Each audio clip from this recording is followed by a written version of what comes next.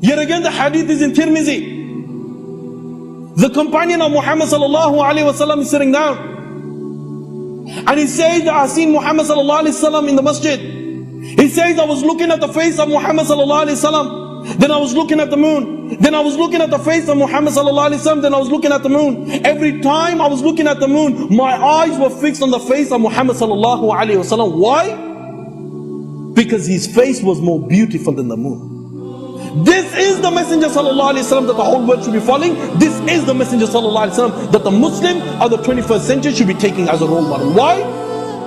Because Adam alayhi salam was sent to one nation, Sheesh alayhi salam was sent to one nation, Nuh alayhi salam was sent to one nation, Ibrahim alayhi salam was sent to one nation, Ismail alayhi salam was sent to one nation, Ishaq alayhi salam was sent to one nation, Yaqub alayhi salam was sent to one nation, Musa alayhi salam was sent to one nation, Yusha alayhi salam was sent to one nation, Daniel alayhi salam was sent to one nation, Yunus alayhi salam was sent to one nation, Ayyub alayhi salam was sent to one nation, Dawood alayhi salam was sent to one nation, Yahya alayhi salam was sent to one nation. The Messenger sallallahu alaihi wasallam surpassed a lot of them, and he was sent to the whole of mankind. This is the Messenger sallallahu alaihi wasallam that the whole world should be following. The best of examples that ever stepped on the face of this earth was none other than Muhammad sallallahu alaihi wasallam. Why is it that the Muslims are ashamed to act upon the sunnah of Muhammad sallallahu alaihi wasallam? Why is it that the Muslims of the 21st century are ashamed to act upon the sunnah of Muhammad sallallahu alaihi wasallam? If they're not ashamed to grow dreadlocks under their armpits and between their thighs, then why are you ashamed to keep the beard? If they're not ashamed to walk half naked on the streets, then why are you ashamed to wear the hijab or the niqab properly? If they're not ashamed to commit sin in public, then why are you ashamed to pray salah on the streets? If they're not ashamed to jump in the pool naked, then why are you ashamed to do wudu in the toilet sinks?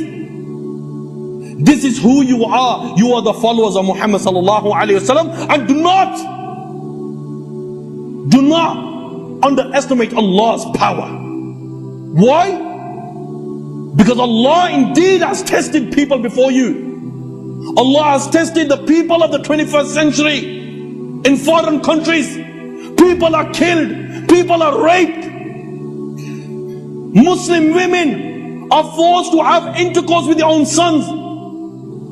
Fathers are forced to have intercourse with their own daughters.